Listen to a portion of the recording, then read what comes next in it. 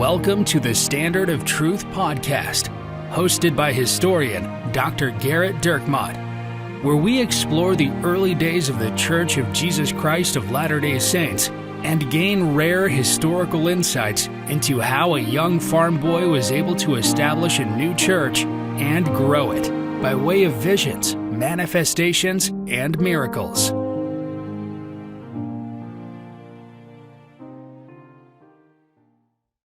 Hi, welcome to another episode of the Standard of Truth podcast. I'm your host, Dr. Garrett Dirkmott, and I'm joined by my friend, Professor Richard Leduc. Hello, Garrett. In this week's podcast, what we'd like to do is we'd like to follow up on Zion. And we when last we left you, we were talking about Partridge and his journey to independence. We had a cliffhanger. We did. Yeah. It was, oh, wow, why is Missouri so bad? That's right. Edward Partridge was sent to Palmyra to check into these Mormons and came back and said, you know what? Not only are they all right, I joined. I'm going to be a bishop in 6 months. Yep. And by the way, we're moving to Missouri. That's right. So it seems like it was a pretty big turnaround there for Lydia Partridge. But now that said, speaking of Missouri, now we'll get into this in a sec, but we did receive an email from someone from Missouri who wanted to provide some correction. Well, really wanted to take you to task, actually. Yes. We received dozens and dozens and dozens of emails criticizing me, but we only received one that criticized Richard. And so I think because of that, we've decided to read that one. It is funny. We literally only read the ones that are like super glowingly positive or slightly critical. We actually don't receive very many emails. So I know we want to act like, we have a mail department that's sorting through them. So when we're published, or every time we do an episode of the podcast, Garrett's desk looks like the judge from Miracle on 34th Street. Yeah. Just letter after letter after letter. Yeah, it's just there's so many of them on my desk. Yes, that is exactly what it's like.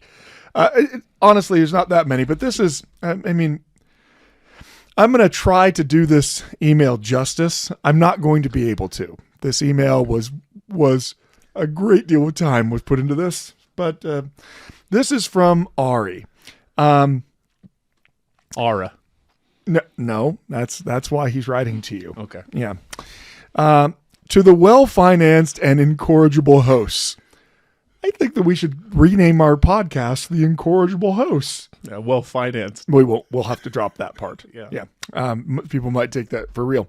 There was a moment in the podcast where Professor Leduc pronounced the word Missouri with an H, or perhaps Missouri with a UH, while referring to the northwestern portion of the state of Missouri, specifically Caldwell County.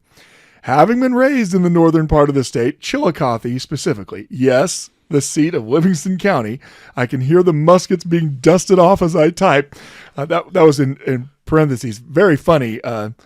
Obviously, Livingston County is one of the violent mobocratic counties that drives the Latter-day Saints from this. In fact, the Livingston County militia, the state militia from Livingston County, is the one that perpetrates the Hans Mill massacre. So you really kind of brought a downer, didn't I? A little bit. I'm just assuming that Ari wasn't related to anyone who was a part of that. Yeah, but he says, I can affirm that, though we have some cultural oddities with regard to the pronunciation, such as crick and adding R's where they oughtn't to be, we still distinguish ourselves from our fellow statesmen of the Ozark and Tar Heel areas. That's a shot at my wife. She's a Tar Heel. Oh, for sure. With our proper pronunciation of the I and in the retention of the majority of our teeth.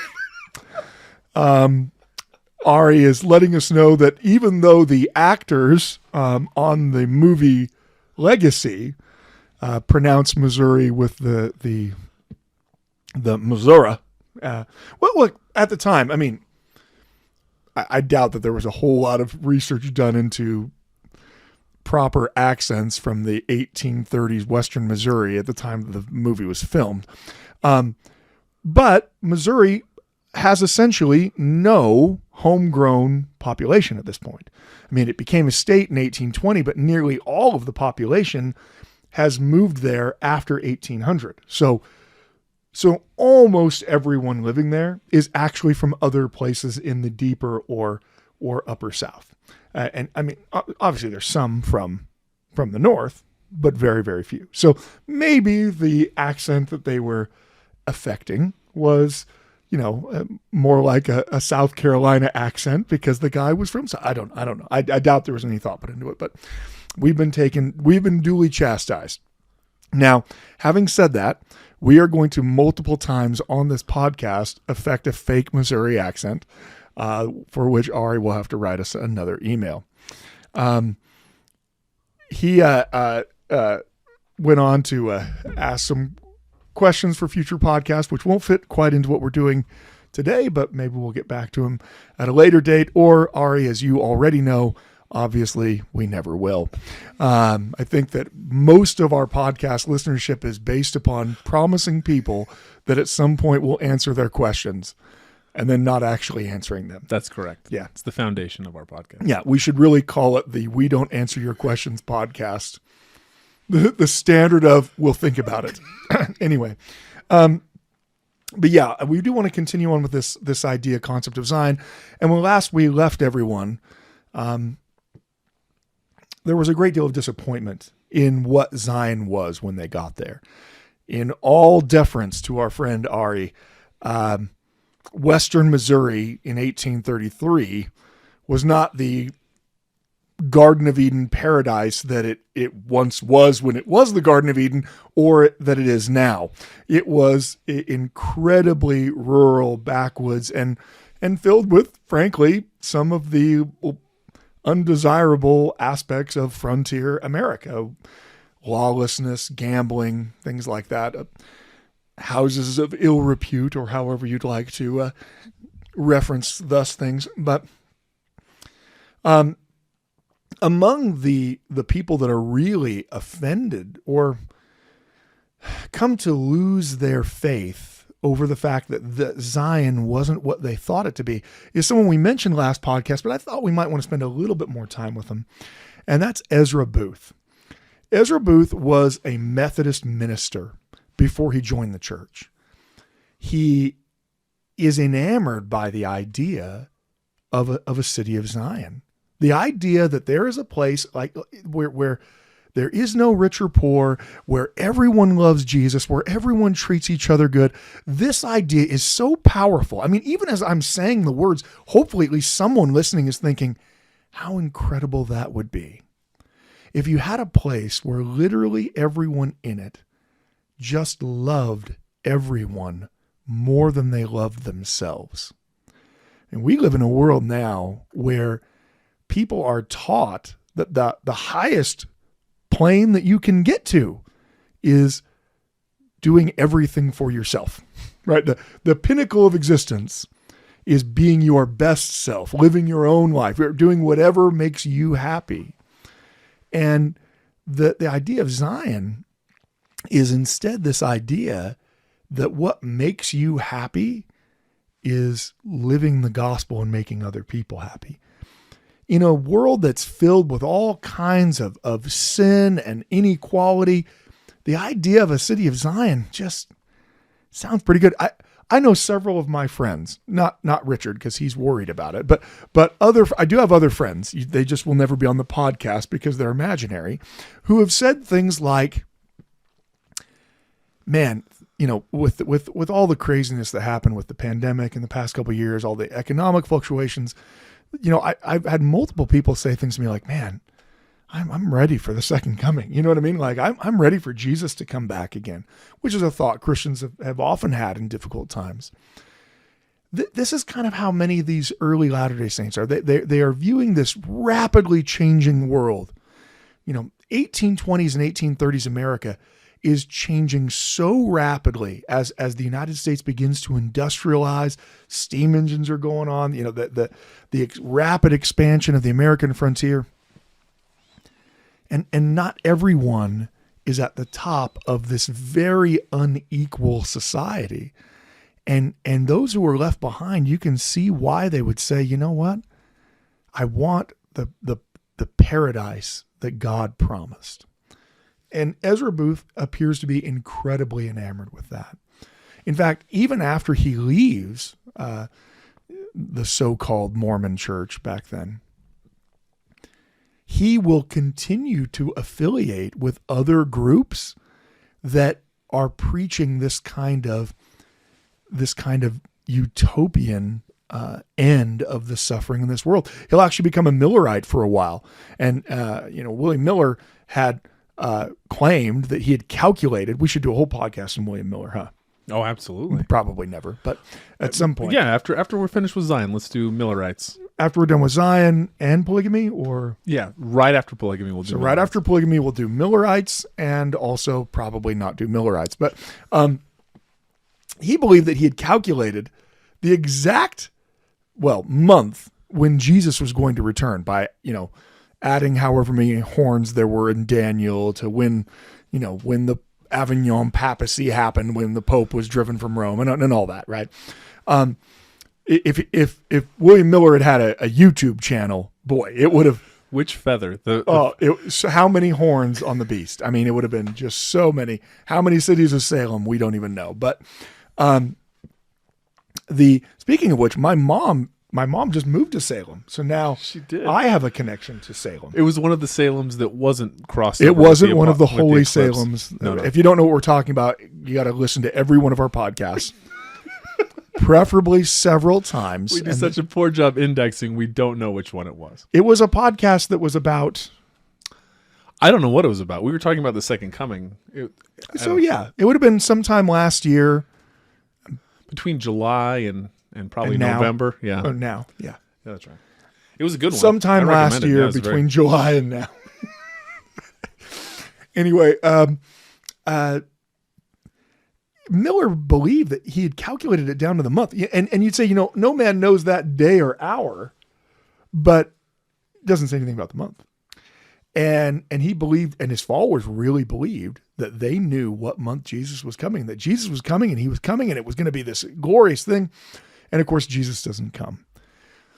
Well, after that, Booth is going to affiliate with the Shakers, which we have a whole podcast on the Shakers. Again, I can't tell you when it was, but sometime last year. Well, it's actually titled The Shakers. So it'll be a lot easier to find. It will be easier. If you were to go to our website, standardoftruth.com, and you could go to the episode list, and hopefully you'd be able to search in there and find it.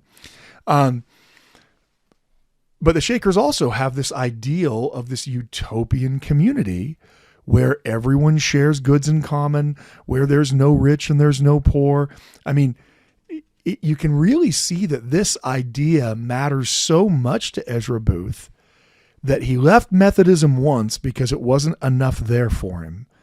Became a Latter-day Saint, well, a Mormon, because there weren't Latter-day Saints yet at the time, but became a Mormon, and practices that for about 5 months before he decides this isn't where the utopia is going to be, and apostatizes, and then becomes a Millerite waiting for the second coming of Jesus. And when that doesn't happen, becomes a Shaker, and then eventually, it's kind of the sad end of Ezra Booth. He will eventually end up leaving religion altogether. So he went from being a Methodist minister, preaching the word of God, to no longer, he might have been agnostic. I'm not going to call him an atheist, but he certainly no longer considers himself an adherent of organized religion. Why does he matter so much to early church history? Well, Ezra Booth will write a series of letters to one of the main Methodist ministers, one of the leaders of the Methodist Church in Ohio, Ira Eddy. And he will write these letters denouncing Mormonism, so-called, as he's titling it. And, different things in these letters are going to just attack Joseph Smith on various points. For instance, a new method for obtaining authority to preach the gospel was introduced into the church. One declared he had received a commission directly from heaven, written upon parchment. Another that it was written in the palm of his hand and upon the lid of his Bible. The three witnesses, they were formally considered persons of veracity. They testified that they saw the parchment or something like it when put into the hands of the candidate.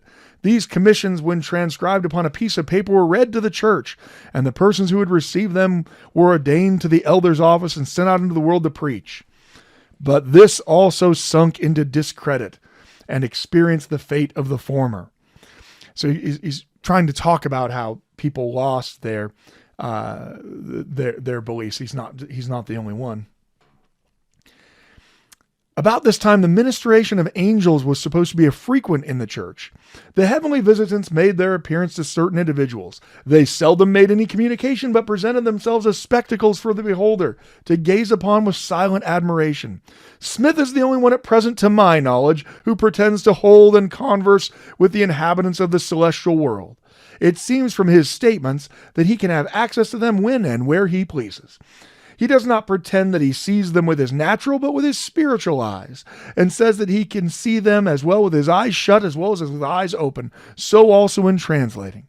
The subject stands before his eyes in print, but it matters not whether his eyes are open or shut. He can see as well one way as he can the other. You've probably read the testimonies of the 3 witnesses appended to the Book of Mormon. These witnesses testified that an angel appeared to them and presented to them the gold plates, and the voice of God declared it to be divine record.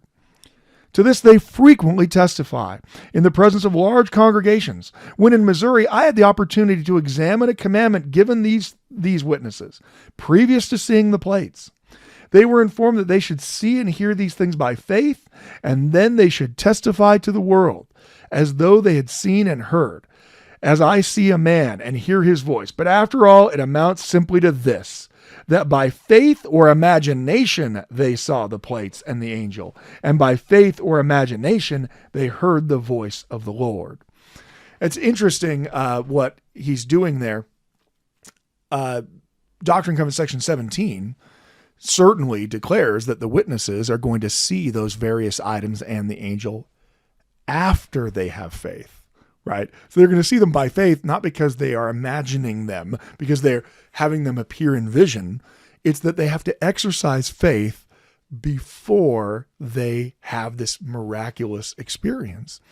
But you can see how the very disillusioned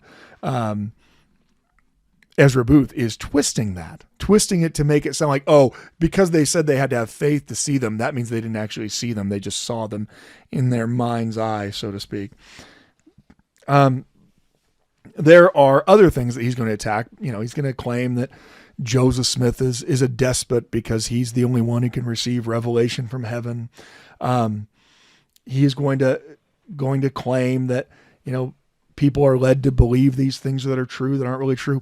Why does this matter? Well, these letters get wide circulation. And in fact, we talked about Mormonism Unveiled in a previous podcast, one again, which isn't indexed and that you wouldn't be able to find. But in a previous podcast, if you listen to all of them, actually, that's our method of getting listens up. I actually do think it is in Early Criticisms of the Book of Mormon. I believe it's episode 2 or 3 of that one. Yes, part 2 or 3. Yeah, I believe so. Yeah.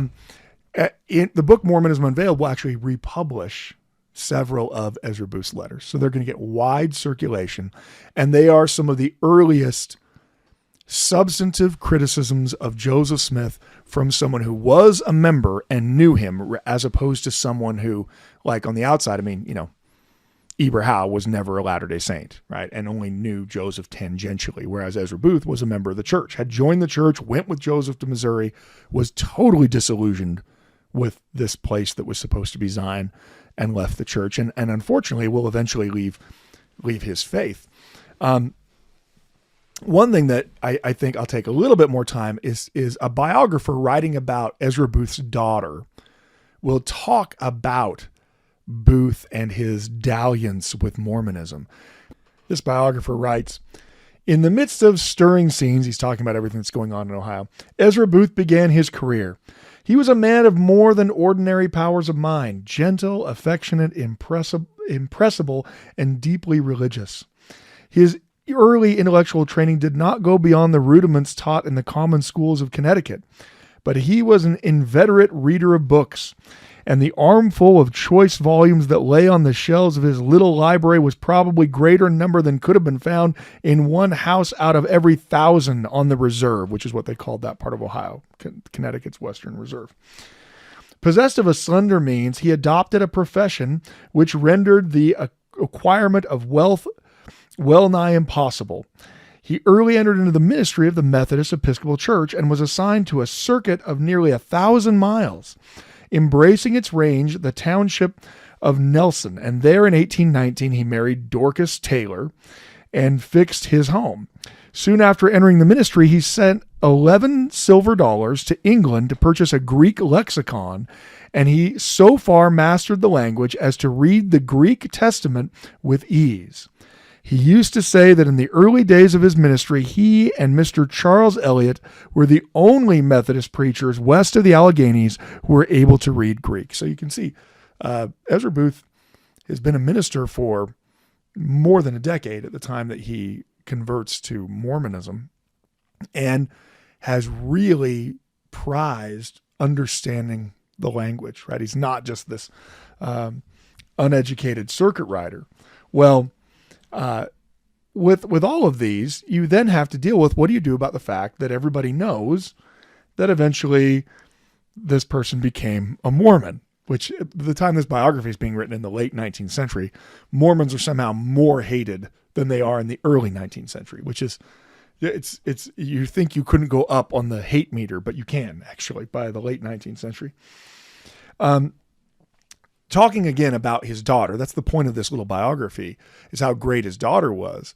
They have to juxtapose her faith against her father's problems, right? Ezra Booth, because of that. He's going to, the biographer writes, her father's enthusiastic temperament led him to study any new phases of religious opinion with a somewhat impressible credulity.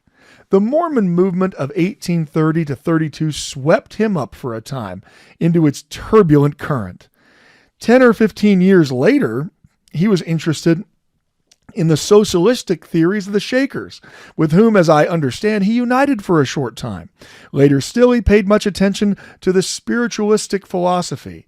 But while Miss Booth thoroughly respected the sincerity of her father's opinions, and from them doubtless became wisely tolerant and liberal in her opinions, she maintained firmly, but without bigotry, her faith in God and in the life to come. So, now her dad is essentially being juxtaposed against his daughter's faith, right? He's actually the foil of it. She's lucky she maintained her faith with how crazy her dad was.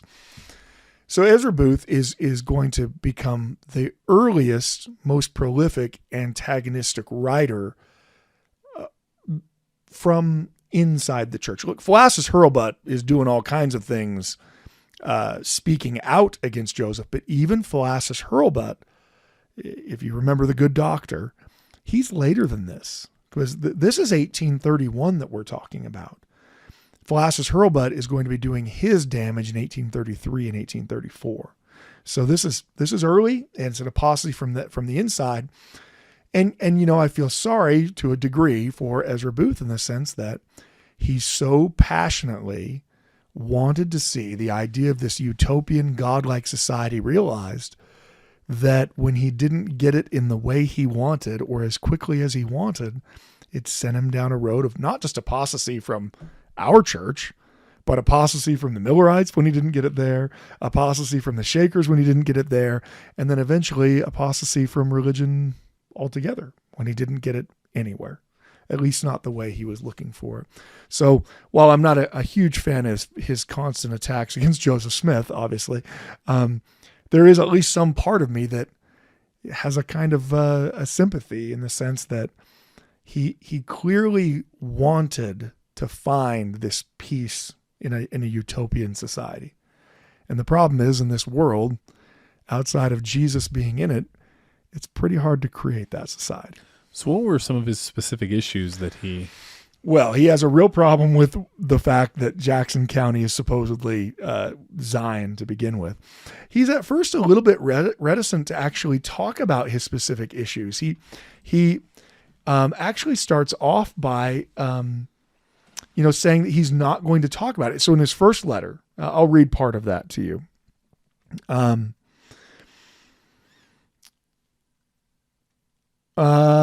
He's again writing to Ira Eddy, who's a very prominent Methodist leader. they received a letter. I received yours of the second instant and heartily thank you for the favor. It revives afresh in my recollections the scenes of past years, upon the remembrance of which I dwelt with a mixture of pleasurable and painful sensation. I arrived at my home on the 1st of the present month, having finished my tour to the West, since which time the scenes and events in the history of my life for the last few months have passed in review before my mind. So he's just getting back now in October of 1831, back to Ohio, and has left the faith. You are not, it is probable, ignorant of the designs of the most singular and romantic undertaking, sufficient to say it was, for the purpose of exploring the promised land, laying the foundation of the city of Zion, and placing the cornerstone of the temple of God. A journey of 1,000 miles to the west has taught me far more abundantly than I should probably have learned from any other source. It has taught me quite beyond my former knowledge the imbecility of human nature, and especially my own weakness. It has unfolded in its proper character a delusion to which I had fallen victim, and taught me the humiliating truth that I was exerting the powers of both my mind and body and sacrificing my time and property to build up a system of delusion almost unparalleled in the annals of the world. If God be a God of consistency and wisdom, I now know Mormonism to be a delusion. And this knowledge is built upon the testimony of my senses. In proclaiming it, I'm aware that I proclaim my own misfortune, but in doing it, I remove a burden from my mind, and I discharge a duty as humbling to myself as it may be profitable to others. You had heard the story of my wanderings, and was induced to believe that I had been visited with a species of mental derangement. You'll notice how people responded to someone who was educated, someone who has the Greek language down, someone who knows the Bible. That, like we talked about in our anti-Mormon episodes, which sounds like we should probably need to rename those. That sounds... We aren't doing anti-Mormonism. There's enough people doing that for us. But we were talking about the early attempts to attack the church. What did people say? Well, he must have gotten sick. He must be crazy, or he wouldn't actually believe that. You actually see this as a recurrent theme in Latter-day Saint conversion all throughout the 19th century. And frankly, you still hear it sometimes in the 20th century, that the only reason you would convert is if you're not in your right mind. And that is certainly something that is being thrown up there by the people who are trying to figure out, how did this decades-long pinnacle of the Methodist faith suddenly become a Mormon? Well, as he goes on, and therefore you had given me up as among those friends of early association who in the lapse of time would be as though they had not existed.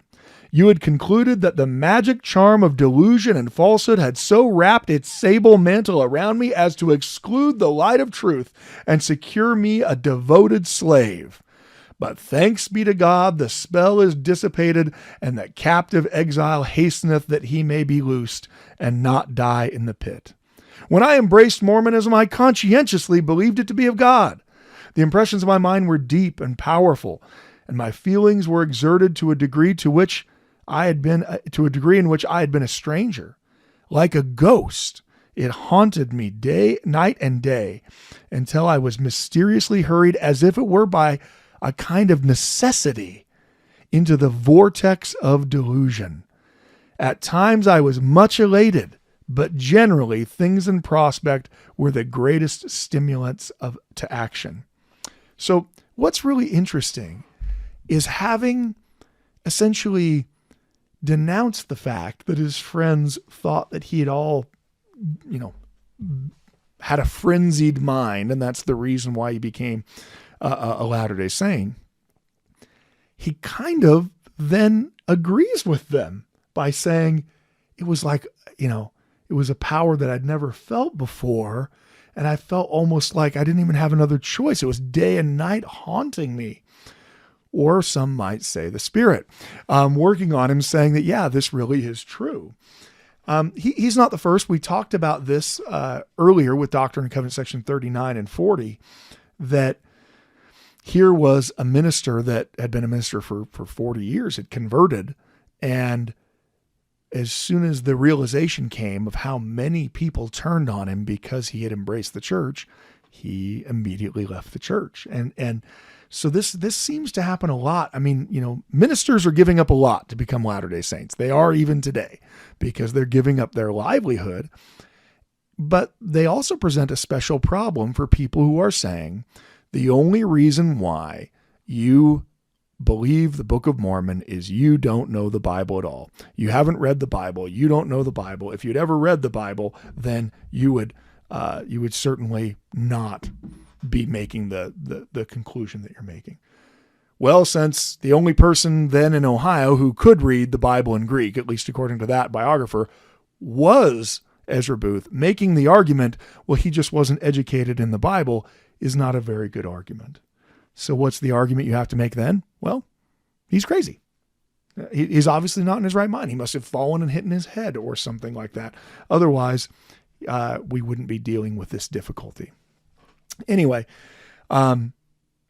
he's going to, I don't know how much more we want to dwell on the problems that he has. But he is certainly disappointed in what he sees. And then it leads him to kind of reject all of the things that he sees as being unbiblical about Latter-day Saints. And going back to his Protestant roots of, they are teaching things that are not spelled out that way in the Bible. Therefore, those things cannot of necessity be true. So this problem, though, that he's having, many of the saints are having this. We talked about Brigham Young receiving Section 76 and the difficulty with that. That's a problem that many are having, right? At least the problem of trying to deal with what do you do when what is being taught contradicts the rest of the Christian world. But for Latter-day Saints like Ezra Booth, the biggest contradiction is that the Book of Mormon exists at all and that Joseph Smith is a prophet. And he spends much of his time in his criticisms talking about that Joseph Smith is the only one who can receive revelation for the church. And you get this impression from Booth that one of the problems is he doesn't agree with everything that Joseph Smith is teaching.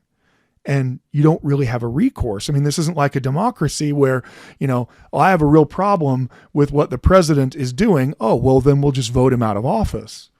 And this kind of anti-democratic criticism of Mormonism is going to come back over and over and over again by people attacking it, because it allows them to say the people following the church have to be deluded. They've been brainwashed. They've been almost forced to believe in it.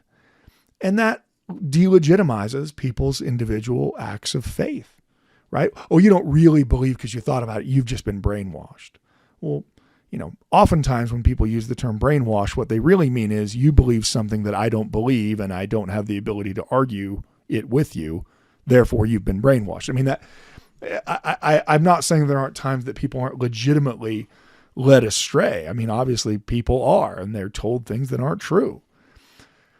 But the word's thrown around a lot, primarily as a way to win arguments that the other person doesn't legitimately hold their beliefs. They only hold them because they're stupid, essentially.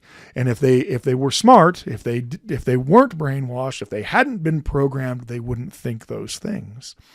So we always have to be kind of careful, because what it causes us to do is it causes us to delegitimize the faith professions of someone else.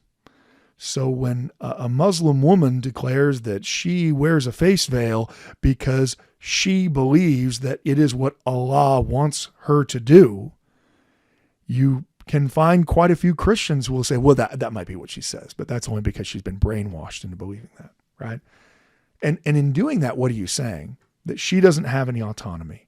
She doesn't have any actual faith. The only faith she has is this brainwashed fake faith. So it's a dangerous road to go down, and it's certainly the road people went down when it came to Latter-day Saints, explaining why certain people became Latter-day Saints, and how they could leave the truth that they had behind them. One of the things I wanted to talk about is that it's not just Ezra Booth who has difficulties with church leadership in Missouri. It starts with a trickle of members heading to Missouri, and then it's going to be over 1,000 by 1833. In fact, I have to apologize to Ari because we are going to multiple times probably slip into the fake Missouri accent perpetrated by the movie Legacy. I mean, how many times have you seen the movie, Richard? Oh my gosh, 50, 100, 4 million times. 4 million. It was like the only movie you were allowed to watch when you were a child. Well, actually, when I was a child, it was only actually in Salt Lake in the theater at the Joseph Smith Memorial Building. So it wasn't even in wide circulation. But what were you watching instead? We had Together Forever. We watched that. My mother had a fairly strict Sabbath day television policy, and so it was church videos with an occasional Disney movie that snuck in there from time to time. But to answer your question, 4 million times. 4 million times. Well, and there's a very iconic scene in Legacy which we'll make reference to over and over again, and the person will not be using the appropriate Missouri accent as Ari has demonstrated. We're going to need him as our consultant on all things Missouri. Although, given the fact he's from Livingston County, we got to be careful. You never know. All right. Ari could tomorrow show up with a bandolero like he's Willard Richards in Carthage jail and, filled with guns. We never know. But the reality is as more and more members are moving to Missouri, they are not just kind of causing unsettled feelings among the Missourians who are there, but there starts to be a strained relationship between the Latter-day Saints who have moved all the way to Missouri and the leadership of the church that is back in Ohio. As I've stated before, and I'll state it again over and over, it is 1,000 miles away. We think of, when we're just thinking of Ohio and Missouri in our heads, we think of them as being states very close to one another, except for Ari, who's like, no, I've never thought of it being close. I get it. Although, relax, Ari. Geez. Yeah, Ari, man, just all the criticism just coming from Ari. Anyway, but it's the furthest western reaches of Missouri that the Saints are moving to in Independence, and it's almost the furthest eastern reaches of Ohio where Kirtland is. And there's not a super highway leading to between the two or trains or anything like that. And so it is at least 2 months to get any response from either place. If you're in Missouri and you write a letter back to Joseph Smith saying, hey, we don't know what to do about this Ezra Booth guy, whatever, right? Ezra Booth left, but just as an example. If Joseph was in Ohio when that letter came in, and if he responded to that letter as soon as he got it, the soonest those Missourians would get that answer, those Missouri Saints would get that answer, would be 2 months. That's the fastest they could get it. They might not get it for 3 or 4 months. And so there starts to be this kind of feeling of disconnection. Joseph Smith appoints leaders of the church in Missouri to kind of govern the church there as opposed to the church in Ohio. But you can see some of this tension that's starting to creep up that's in 1832. So 1831, Joseph declares that Jackson County is the place where the temple is going to be built in the New Jerusalem. Latter-day Saints begin immigrating there. A year later, 1832, it's actually literally a year later, in July of 1832, there is a conference that's convened in Ohio that is going to criticize some of the actions that have taken place. Sorry, it's in March that this conference took place. They've received the minutes of one of the meetings of the church in Missouri, the elders in Ohio have, and they proceed to point out all the things that Missouri church presidency did that are not actually okay by the guidelines of the church. I won't go through all of them, but for instance, first, we deem it of primary importance that every order and regulation in the Church of Christ be established in wisdom and for its government should be preserved inviolate, as with the proceeding of this conference reported in its minutes relative to the appointment of a moderator are illegal, as that office by revelation was conferred upon an individual, namely our brother Edward Partridge, Bishop of the Church. We therefore charge the conference in this act of appointment with assuming a power with which it has not been invested. So apparently, at least the understanding was at the time, and our friend Brady listening to this will be like, yes, the understanding at the time was that the bishop, Edward Partridge, was supposed to conduct the conference of the church. And instead, the conference of the church kind of did a parliamentary procedure and elected someone to preside and be the moderator over the conference. So when the minutes of that meeting get to Ohio, the response is, what are you doing? You don't elect who's leading you at this. God elects who's leading you at this, and he already did. And his name's Edward Partridge. His name's Partridge, and he watches Sox games. He probably pronounces Missouri incorrectly, Ari. In fact, there's no doubt about it. I don't know how he's pronouncing it, probably with some kind of Maine accent. We don't know, right? Out in Missouri, and we don't know. We don't know how he's saying it, right? But there's a list of these things, which honestly, you would see them as relatively minor things. But it's kind of a demonstration that there is this kind of growing tension between the saints in Missouri who feel isolated, they feel cut off, and they feel like the leaders of the church back in Ohio don't fully understand the circumstances that they are in. Now, I'm not trying to say these people aren't faithful. Obviously, Edward Partridge is faithful. I mean, that's not a question of that.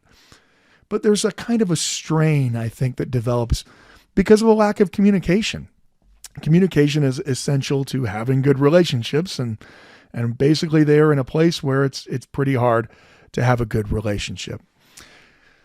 Joseph Smith in July of 1832 is going to write a letter to W.W. Phelps. Now, W.W. Phelps is one of the people who's been called by God to go to Missouri, and there he's commanded by God to establish a print shop and to also help with the curriculum for children. We don't really know what he did with that, but he is going to start the Evening and Morning Star newspaper in Jackson County, there in Independence.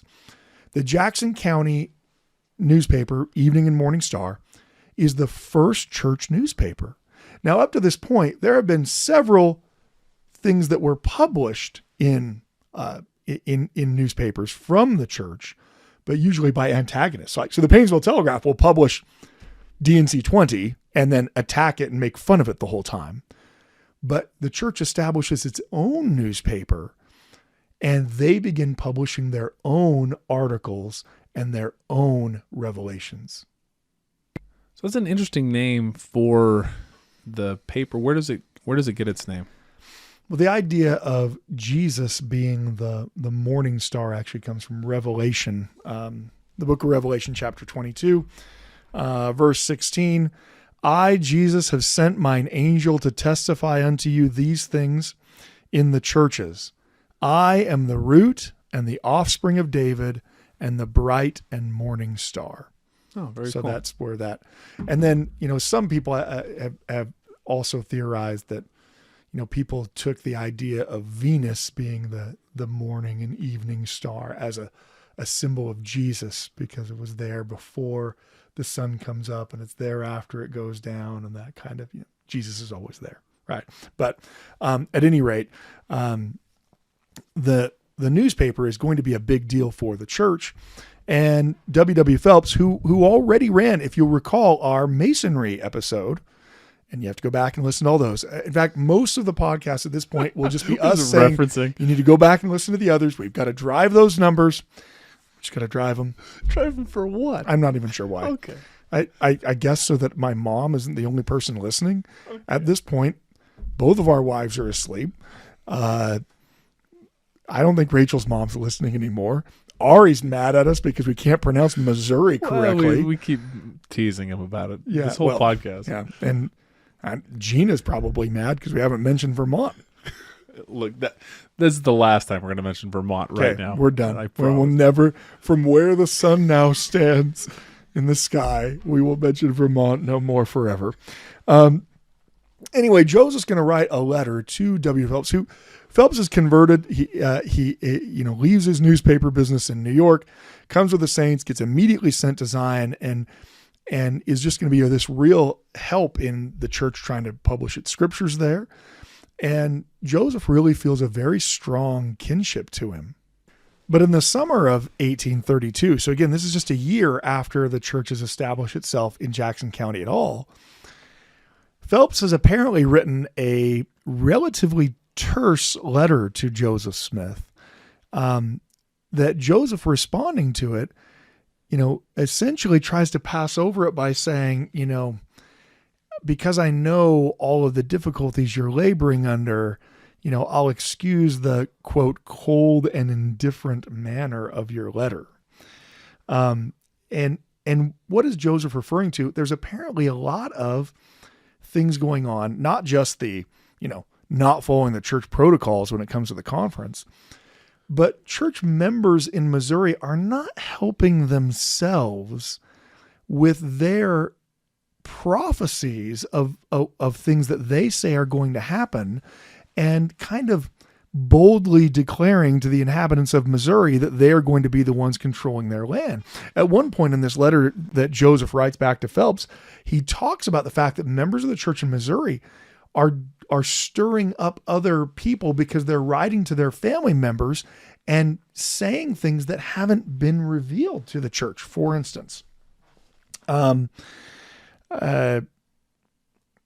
weak members who are acquainted with your evil hearts of unbelief to write wicked and discouraging letters to their relatives who have zeal but not according to knowledge, and prophesy falsely, which excites many to believe that you are putting up the Indians to slay the Gentiles, which exposes the lives of the saints everywhere. You observe that God has been merciful. Very true. Then never forget to revere his holy name forever, that circumstances are as well with you as they are. You requested me to preserve all the original copies of the commandments. My reasons for not sending the remainder, and also the vision, I think I will give you satisfaction towards me, as I have much care and tribulation calculated to weigh down and destroy the mind. And in times past they have been snatched from under my hand as soon as they are given. I will send them to you as soon as possible, but I will exhort you to be careful not to alter the sense of any of them. For he that adds or diminishes to the prophecies must come under the condemnation written therein. So one of the things that apparently Phelps has been relatively terse. We don't have this original letter, unfortunately, whatever Phelps wrote to him. So we have to kind of surmise by Joseph's response what it is that Phelps was mad about.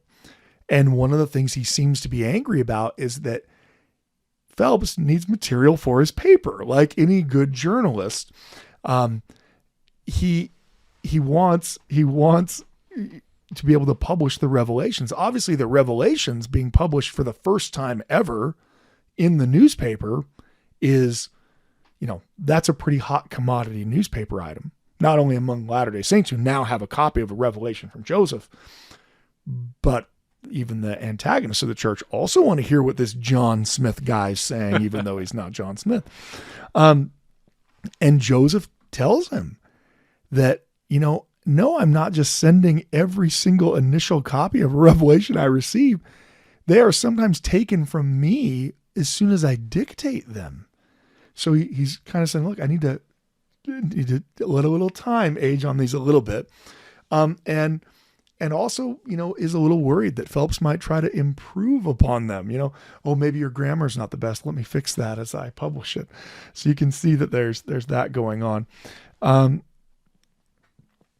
The other thing that Phelps is anxiously awaiting is he's waiting for Joseph to finish the translation of the Bible that he's working on, because the plan is to publish the Bible translation along with the Book of Commandments, which is the forerunner to the Doctrine and Covenants that, again, we talked about in a previous podcast that you'll have to go back and find somewhere near the beginning. I think that one is November. I think you just say November for all of them. I do. I could say anything right now. Do you remember when we did the one on polygamy? Well, that November? Yeah, also? November of 2038. Yeah, November of 2107. When my days are lengthened to that of a tree. At any rate, he's explaining to them all of the difficult things that they're going through and why they're not able to respond. So this is kind of an evidence of these kind of growing tensions. And I don't want to overstate them in the sense that, the saints in Missouri were apostates. That it's not coming to that. But there are certainly tensions on both sides. In Missouri, it's easy to feel isolated. It's easy to feel like they're not getting enough support from the headquarters of the church, and that they're being unfairly criticized for making decisions on the ground. Okay, well, yeah, thanks for letting us know that we needed to have the bishop run the conference, but you weren't here to tell us that. So we just did what people normally do in meetings, and you elect someone to be the leader of it. That's very democratic, very American, and just not very Mormon, right? It's not what you do. I mean, very few of you have gone to a sacrament meeting lately where, the way it started was someone stood up and said, all right, let's vote on who should preside over this conference, right? Probably there's several bishops out there who are saying, please, let's not go to that. Let's not go to that model. I'm worried about what the result of the vote might be. But what's going on with them? So you have that going on. You've got these little bit internal tensions. The church is trying to grow there. But what about with the Missourians? What's going on with them? So in our next podcast, I want to talk about how the Missourians are reacting to this trickle that's becoming a small stream that soon, at least to them, starts to become a type of a flood of these religious fanatics that, unlike most of the Missourians populating Western Missouri that were from Virginia and Tennessee and Arkansas and places that Ari has claimed don't have all of their teeth, these Latter-day Saints are coming from New York and Ohio and Vermont, and they have very different values than the Missourians who are there. And so they're not only outsiders, they're outsiders who bring with them a toxic value system as far as the Missourians are concerned. And so we will pick that up in our podcast next week. Thank you so much for listening. Thank you for listening to the Standard of Truth podcast, hosted by historian Dr. Garrett Dirkmott. If you know anybody that could benefit from the material in this episode, please share it with them. And for more resources, visit standardoftruth.com. Until next time.